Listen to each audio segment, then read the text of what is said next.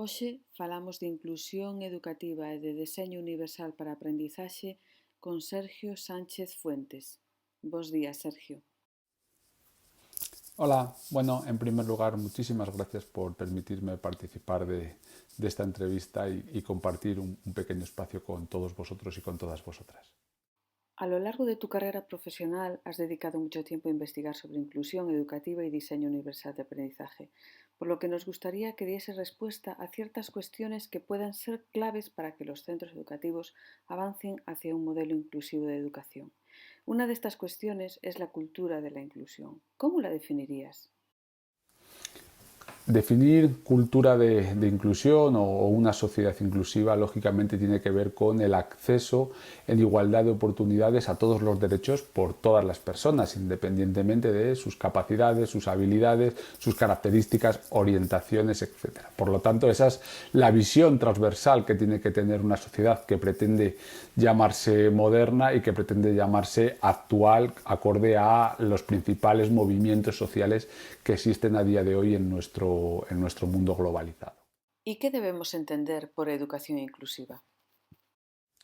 Si ya aterrizamos a lo que tiene que ver con la educación, es decir, lo que conocemos como una educación inclusiva, pues evidentemente, tanto desde la Declaración de los Derechos de las Personas con Discapacidad en su principio 24 y más actualmente con los Objetivos de Desarrollo Sostenible en su objetivo 4, nos comentan, nos marcan un camino bien claro hacia la inclusión educativa como principal paradigma para atender a la diversidad de estudiantes que tenemos en las aulas, puesto que ni dos estudiantes aprenden de la misma manera, ni a la misma velocidad, ni con los mismos intereses. No solo tiene que ver con discapacidad, como tradicionalmente se ha venido escuchando, sino que una educación inclusiva atiende a la variabilidad de estudiantes que tenemos hoy en las aulas. ¿Cómo se podría definir el diseño universal para el aprendizaje? Si me preguntas por la definición más actual de lo que se considera diseño universal para el aprendizaje, a día de hoy te diría que es el principal modelo educativo basado en la inclusión que nos da herramientas suficientes para poder diseñar nuestras sesiones teniendo en cuenta al mayor número de estudiantes posibles que tenemos en las aulas en estos momentos. Ahora bien, si me hablas ya de diseño universal para el aprendizaje contextualizado, te diría que es una visión más amplia del propio diseño universal para el aprendizaje, teniendo en cuenta que respondemos a una pregunta que no está presente en el modelo, que es la pregunta del dónde. ¿Dónde realizamos esa enseñanza? ¿Dónde se produce ese proceso de aprendizaje? El modelo del DUA es un modelo muy válido, muy actual, una manera de comprender sobre cómo nos enfrentamos a los procesos de enseñanza con nuestros estudiantes, pero es un modelo que le falta una pata fundamental que tiene que ver con la contextualización. No es lo mismo enseñar en ciudad que enseñar en un pueblo, no es lo mismo enseñar en zona de costa que en zona de montaña, no es lo mismo enseñar con recursos tecnológicos que sin recursos tecnológicos, y el diseño universal para el aprendizaje contextualizado lo que viene es aterrizar en la realidad permanente del día a día a la que se enfrenta un docente en función de las características de su grupo clase. ¿Cuáles son los aspectos en los que se fundamenta el diseño universal para el aprendizaje? La evidencia científica que apoya el DUA se fundamenta fundamentalmente en dos aspectos. Un primer aspecto que tiene que ver con la neurociencia, es decir, lo que nos han dicho los estudios sobre cómo funciona nuestro cerebro en los últimos 20-30 años y qué redes neuronales están implicadas en los procesos de aprendizaje. Esa evidencia, esa parte más empírica centrada en el ámbito de la medicina, lo que nos ha dado es una manera de comprender cómo debemos diseñar nuestras clases teniendo en cuenta las principales redes neuronales que intervienen en el aprendizaje. Si hablamos sobre la evidencia empírica de la aplicación del DUA en los procesos de enseñanza y aprendizaje, en la actualidad nos encontramos con bastante literatura, extensa literatura, que nos dice que los procesos de enseñanza y aprendizaje que han sido diseñados bajo los principios del DUA realmente mejoran, por un lado, las percepciones tanto de los estudiantes como de los docentes sobre su propio aprendizaje, es decir, sobre la metacognición, así cómo mejoran también los resultados obtenidos cuando se ha diseñado una sesión, una clase, una programación, siguiendo los principios del diseño universal para el aprendizaje. ¿Y cuáles son los principios del diseño universal para el aprendizaje? En estos momentos, los tres principios del diseño universal para el aprendizaje son proporcionar múltiples formas para el compromiso y la motivación, proporcionar múltiples formas para la representación y proporcionar múltiples formas para la acción y la expresión.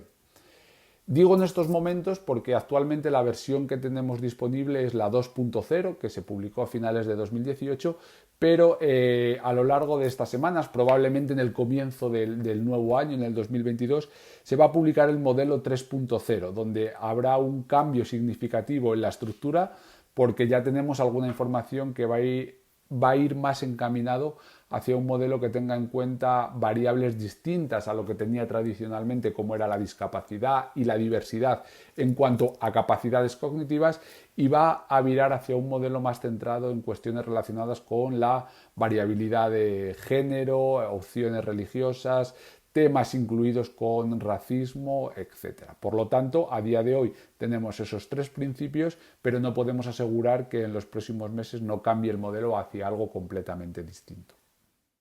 ¿Cómo se pueden tomar decisiones respecto a estos principios en un centro educativo? Respecto de cómo un centro puede tomar decisiones siguiendo los principios del DUA, en realidad, desde mi punto de vista, un centro lo que puede hacer es repensar la manera en la que está planteado todo el proceso de enseñanza y aprendizaje con sus estudiantes. Si un centro es capaz de migrar hacia un modelo inclusivo basado en DUA, tendrá que tener en cuenta desde cómo expone la información a los estudiantes, qué modelo de evaluación se plantea para poder atender a la variabilidad, para que los estudiantes puedan expresar lo que saben en los modelos más adecuados para sus capacidades, sus habilidades e incluso sus intereses, y desde luego dándole una visión mucho más amplia y mucho más flexible y no tan cerrada, basándonos en un currículum inflexible que no nos permite ningún tipo de variabilidad o de flexibilidad a la hora de establecer procesos más inclusivos. ¿Qué pautas son necesarias para repensar el currículum bajo los principios del diseño universal para el aprendizaje? Desde mi punto de vista, las pautas que deben ser utilizadas para repensar un diseño global en el centro, basándonos en DUA, deben ser cuatro. Por un lado, la accesibilidad es el primer paso. Si los estudiantes no tienen acceso a la información y a buenos procesos educativos, no podemos avanzar. Segundo, flexibilidad.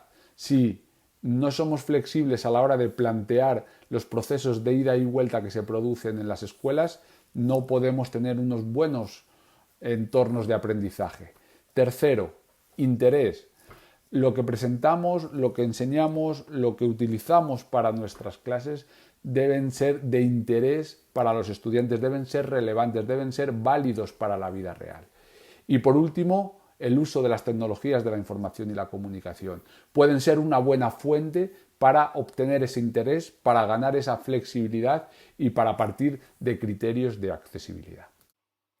¿Cuál es el papel de las nuevas tecnologías en el diseño universal de aprendizaje? Tanto, el uso de la tecnología es un pilar fundamental para aplicar de manera correcta los principios del diseño universal para el aprendizaje. Sin embargo, también me gustaría hacer una pequeña matización a esta afirmación, y es que la tecnología es adecuada siempre y cuando, por un lado, tengamos acceso a ella, es decir, podamos garantizar que todos los estudiantes y profesores tienen conocimientos y acceso a los recursos, si no estaríamos impidiendo un uso equitativo, un acceso equitativo a los procesos de enseñanza y aprendizaje, y por otro lado, que los recursos sean seleccionados teniendo criterios basados en accesibilidad. Si yo tengo estudiantes que, por ejemplo, no oyen bien o no ven bien y estoy utilizando la multimedia como único recurso y no proveo texto alternativo, no proveo subtitulado o textos en imágenes para complementar la información, estoy creando una barrera innecesaria cuando no he tenido en cuenta a esa posible variabilidad de estudiantes que están presentes en las aulas.